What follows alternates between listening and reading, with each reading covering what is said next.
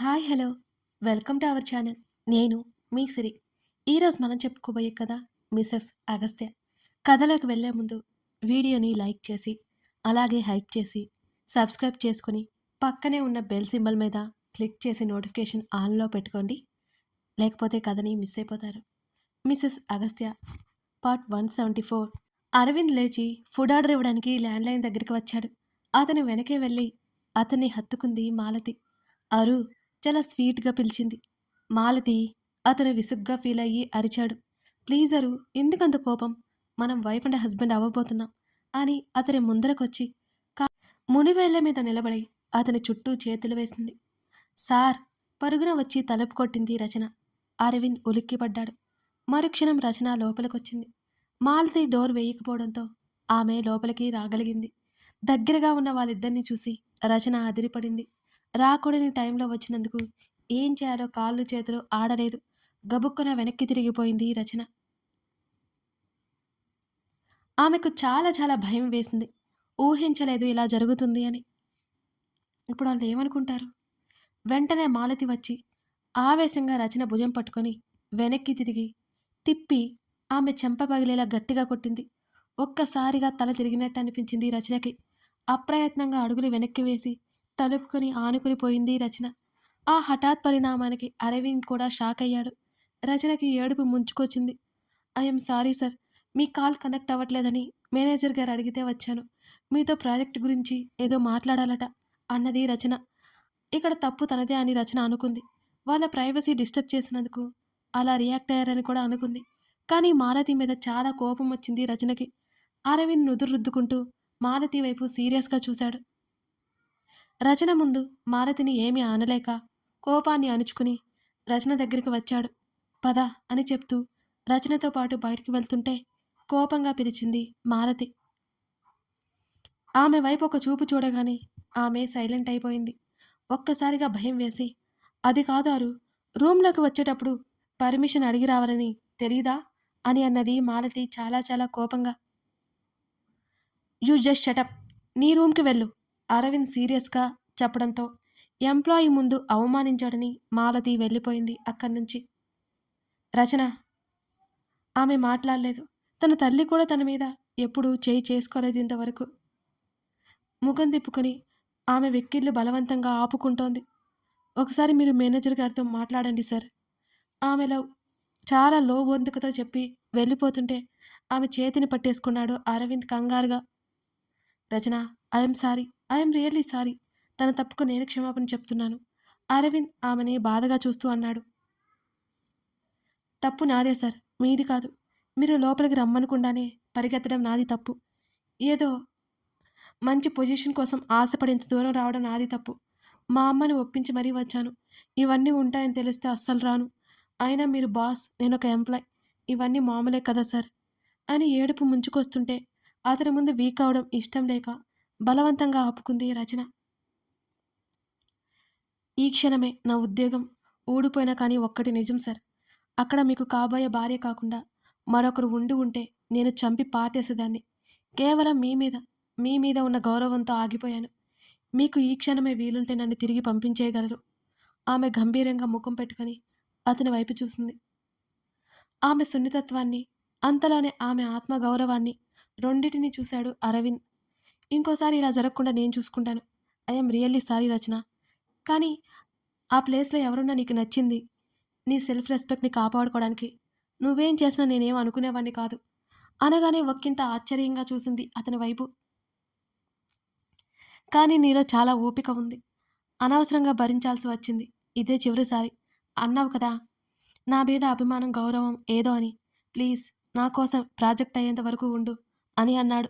అతడే లేకపోతే తన ప్రాణాలు ఉండేవి కాదనే విషయం గుర్తుకొచ్చి మామూలు స్థితికొచ్చింది రచన. అతను పట్టుకున్న చెయ్యి వైపు చూసి అతని వైపు చూసింది. అరవింద్ అప్పుడే గమనించినట్టుగా వెంటనే ఆమె చేతిని వదిలేశాడు. ఆమె వెళ్ళిపోతుంటే పిలిచాడు. నేను మేనేజర్తో మాట్లాడతాను, నాతో డిన్నర్ చేస్తావా అని అడిగాడు అతను. ఆమె మొదట ఆశ్చర్యపోయి అంతలోనే తేరుకుంది. వద్దు సార్, ఇంకోసారి నేను అవమానం భరించలేను ఆమె స్థిరంగా చెప్పి వెళ్ళిపోయింది. ఆమె ఈ విషయం ఎప్పటికీ మర్చిపోదని ఆమె మాటలు విన్న తర్వాత అరవింద్కి అర్థమైంది. మాలతి మీద విపరీతమైన కోపం వచ్చింది. తన తల్లి బలవంతం చేస్తే తీసుకొచ్చాడు. లేకపోతే మాలతిని అస్సలు తీసుకొచ్చేవాడు కాదు. మాలతికి చివాట్లు పెట్టాలనుకున్నాడు కానీ ఆమె మారే రకం కాదని అర్థమైంది. అతను గదిలోకి వెళ్ళిపోయి అలా కూర్చున్నాడు. రచన మాట్లాడిన మాటలు, ఆమె మొహం కళ్ళ ముందు మెదిలింది అరవింద్కి. ఆ రాత్రి అదే ఆలోచనలతో అతను సతమతమయ్యాడు. మరోవైపు అగస్త్య శ్రీధ వెళ్ళిపోయిన తర్వాత తన్ని తాను మొత్తానికి అదుపు చేసుకుంది నవ్య. అమర్త్య కోసం గిఫ్ట్ తీసుకుని అతని ఇంటికి బయలుదేరింది. అతని గ్రాండ్ పేరెంట్స్ ఉన్నారు అక్కడ. వాళ్ళ నానమ్మతో మాట్లాడుతున్న అతను నవ్య రాకని చూసి ఒక్కింత ఆశ్చర్యపోయాడు. వాళ్ళు కూడా చాలా రోజులైపోయింది ఆమెను చూసి.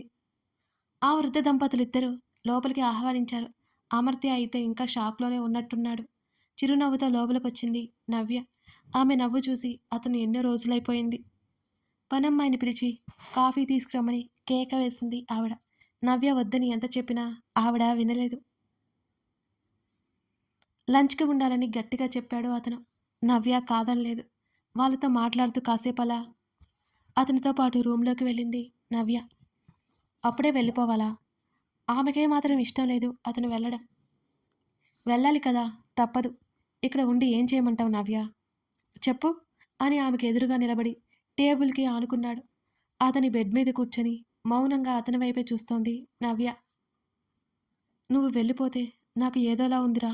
ఆమె బేలగా చూసింది. అయితే నువ్వు కూడా వచ్చాయి అక్కడికి. చాలా మామూలుగా చెప్పిన టేబుల్ మీద ఉన్న బుక్స్ సరిచేశాడు అమర్త్య. ఆమె మాట్లాడలేదు. ఇంకా ఎన్ని రోజులిలా? అంకుల్తో మాట్లాడొచ్చు కదా. చూసావు కదా ఆయన ఎలా అయిపోయారో అని అడిగాడు అతను. ఆయన చేసిన దానికి నా వల్ల కావట్లేదు అమర్ అని చెప్పింది. ఆయన నీ గురించి ఆలోచించారు. పొరపాటు అయితే ఆయనకే తెలియకుండా జరిగిపోయింది.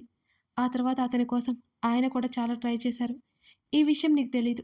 అప్పటికే అతనికి పెళ్ళైపోయింది. నువ్వు అతన్ని ఇష్టపడే ముందే కంటే అతను ఆ అమ్మాయిని ఇష్టపడ్డాడు అనగానే నీకు ఎలా తెలుసన్నట్టు ఆశ్చర్యంగా చూసింది నవ్య. నీకోసం ఇవన్నీ కనుక్కోవడం పెద్ద కష్టమేమీ కాదు కదా. చిన్నగా నవ్వాడు అమర్త్య. లేదు, ఆ అమ్మాయి కంటే నేనే ముందు అతని లైఫ్లో ఉన్నాను. వాళ్ళ పెళ్లి ప్రపోజల్ కంటే ముందు నేను ఉన్నాను. నవ్య ఏడుపు గొంతుతో చెప్పింది. తన ముందు ప్రేమించింది అనే విషయం అబద్ధమవుతుంటే ఆమె తట్టుకోలేకపోతోంది. అవును, ఆ అమ్మాయి కంటే నువ్వే ముందు అతన్ని ప్రేమించావు. అమర్త్య చెప్పగానే నవ్య ముఖం వెలిగిపోయింది. కానీ నీకంటే ముందు అతను ఆ అమ్మాయిని ప్రేమించాడు. వాళ్ళిద్దరికీ పెళ్లి ప్రపోజల్ పెట్టకముందే అతను ఆమెను చాలా చాలా ఇష్టపడ్డాడు. నువ్వు ఎలాగైతే అతన్ని ఇష్టపడ్డావో అతను కూడా అలాగే అంతే సీక్రెట్గా ఆమెను ఇష్టపడ్డాడు.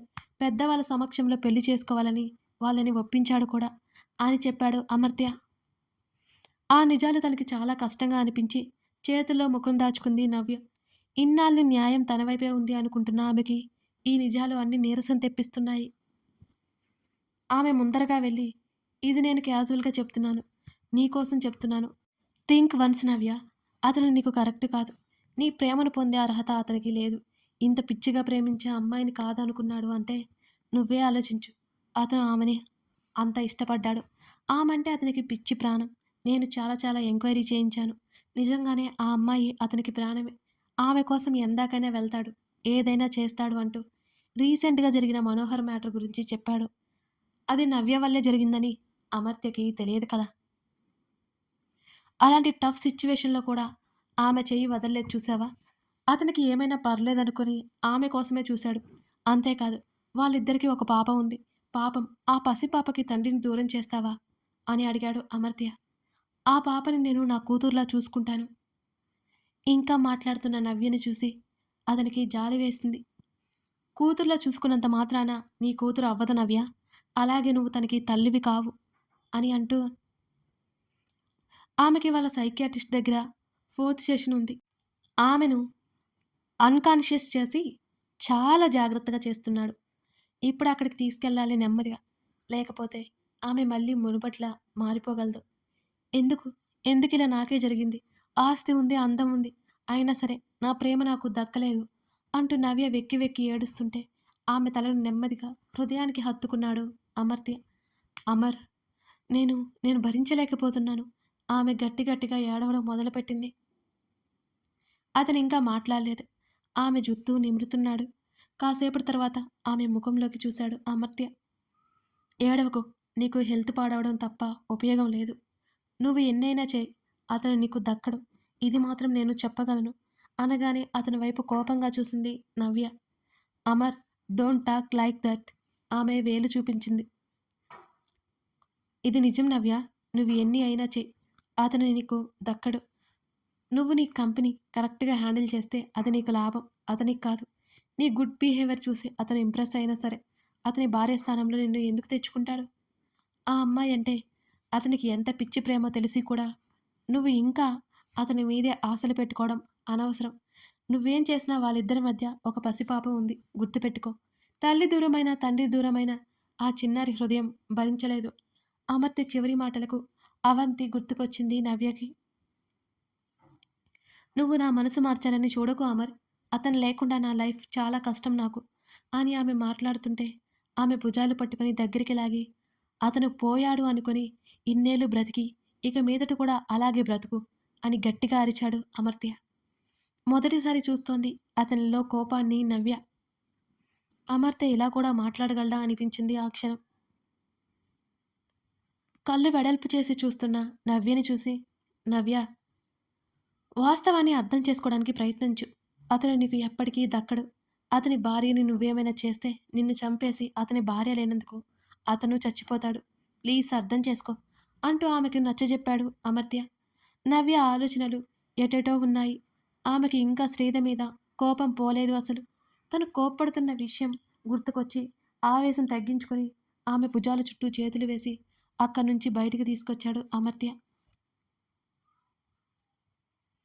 ఆమె కళ్ళు తుడిచి, సారీ నవ్య, నీకు నిజాన్ని చెప్పాలని ప్రయత్నం చేశాను. అంతకుమించి ఇంకేం లేదు పద అంటూ ఆమెను హాల్లోకి తీసుకొచ్చాడు. నవ్య ముఖం మాడిపోవడం పెద్దవాళ్ళిద్దరూ గమనించినా అడగలేదు. అమర్త్య నానమ్మ కొసరి కొసరి వడ్డిస్తుంటే నవ్య ఆమె వైపు అలాగే చూసింది. అలా తినికి ఎంతకాలమైంది? అసలు సరిగ్గా తినడం కూడా మానేసింది తను. కాసేపటికి కుదురుకున్న నవ్య వాళ్ళతో మాట్లాడుతూ భోజనం చేసింది కానీ ఆమె అమర్త్యతో మాట్లాడలేదు అసలు. భోజనాలు అయిపోయాక అందరూ హాల్లో కూర్చున్నారు. అమర్త్య తాతయ్య నడుము వలుస్తానంటూ అక్కడి నుంచి వెళ్ళిపోయాడు. ఇంకో 4 రోజులు ఉండమంటే కదా ఈ పిల్లాడేంటో అమర్త్య నానమ్మ అంటోంది. నవ్య మాట్లాడలేదు. మీ ఇద్దరు కూడా అక్కడికి వచ్చేయండి. ఇక్కడ ఏం చేస్తారు నానమ్మ అని అన్నాడు అమర్త్య. ఈ ఊరు పది వదిలిపెట్టి వేరే దేశంలో మేము బ్రతకలేమయ్యా అన్నది ఆవిడ. మేమక్కడ మీరు ఇక్కడ ఏం బాలేదు నానమ్మ అన్నాడు అమర్త్య. నువ్వెన్ని చెప్పినా మా వల్ల కాదులే కానీ అని మేం పోయాకైనా వీలు చూసుకొని మీ నాన్నమ్మను రమ్మను అంటూ ఆవిడ దుఃఖాన్ని బలవంతంగా ఆపుకోవడం తెలుస్తూనే ఉంది. నవ్య ఆమె వైపు అలాగే చూస్తోంది. ఏంటి నానమ్మ ఆ మాటలు? ఆవిడ భుజం చుట్టూ చెయ్యేసి అడిగాడు అమర్త్య. నేను ఇలాగ మాట్లాడతానులే. మేం పోయాక మీ చేతుల్లోనే మాకు తలకొరువు పెట్టాలి అని ఆమె అంటుంటే, నానమ్మ ఏదో మాట్లాడి కోపం తెప్పించుకో. డాడీ మమ్మీ ఇక్కడికి రాలేరు. మీరు అక్కడికి రారు. మధ్యలో నేనేం చేయాలి అంటూ ఆవిడ చుట్టూ చెయ్యేసి అడిగాడు. ఆవిడ కళ్ళు తుడుచుకుంది. నువ్వు వెళ్ళిపోయాక మాకంటూ మేమిద్దరమే. అప్పుడప్పుడైనా ఫోన్ చేస్తుండు అని అన్నది ఆమె. ఆవిడ చేతిని పట్టుకుంది నవ్య. తను వెళ్తే ఏమైంది? నేనున్నాను కదా, రోజూ వస్తుంటాను అన్నది. ఆవిడ మాటలకి కదిలిపోయి ఆమె చిన్నగా నవ్వింది. కడుపున పుట్టిన వాళ్ళే పట్టించుకోవట్లేదు. ఇక నువ్వేం చూసుకుంటావు తల్లి అని అన్నది. లేదు బామ్మ, చూస్తుండండి, నేను రోజు వస్తాను అని చెప్పింది నవ్య. ఆవిడ నవ్వి ఊరుకుంది. కాసేపు మాట్లాడి నవ్య వెళ్ళిపోయింది అక్కడి నుంచి. నీ స్నేహితురాలు కదా ఈ అమ్మాయి, చక్కగా ఉంది, పెళ్లి చేసుకోరాదు అంటున్న తన నానమ్మ మాటలకి ఒక క్షణం ఆశ్చర్యపోయాడు అమర్త్య. నువ్విలాంటి ఫిట్టింగ్లు పెట్టక నానమ్మా అంటూ అతను అక్కడి నుంచి వెళ్ళిపోయాడు. ఇంకో 1 మంత్లో దీని బర్త్‌డే అని నిద్రపోతున్న కూతురి తల నిమురుతూ చెప్పింది శ్రీధర్. నా బంగారం బర్త్‌డే గుర్తుండిపోవాలి అని అగస్త్య అన్నాడు. అతని వైపు తేరిపార చూసింది. ఏంటన్నట్టు కళ్ళు ఎగరేశాడు. ఏంటా చూపు అని అడిగాడు. తమరికి ఇలాంటివన్నీ నచ్చవు కదా. తమ కూతురికి మాత్రం ఏవేవో జరగాలి. Wow great. అదే వైఫ్ ఏమైనా అడిగితే చిన్న పిల్లవా అని తిడతారు మమ్మల్ని అంటూ మూతి తిప్పి లేచి గ్లాస్ డోర్ దగ్గర సెటిల్ అయిపోయింది శ్రీద. ఇక్కడికొచ్చేయమని హింట్ ఇస్తున్నావు కదూ! ఆమె ఎదురుగా ఆమె కాళ్ళ పక్కన కూర్చుంటూ చెప్పాడు. కళ్ళు తేలేసి చూసి, అరే! నేను కోప్పడుతున్నాను. నీకు తెలియట్లేదా? అని అడిగింది శ్రీద కాస్త గట్టిగా. వెనుక వాలి ఆమె కాళ్ళ మీద కాళ్ళని తన మీద వేసుకుని నెమ్మదిగా కాళ్ళు లాగుతూ, నాకేంటో మరోలా అర్థమైపోయింది అని ఆమె పాదాల్ని ముద్దు పెట్టుకున్నాడు అగస్త్య. అవుతుంది. ఎందుకవ్వదు? అంటూ మూతి తిప్పి, నువ్వు నాకేం చెప్పావు? కాదు. నేను నీకేం చెప్పాను? అని అడిగింది శ్రీద. ఏం చెప్పావు?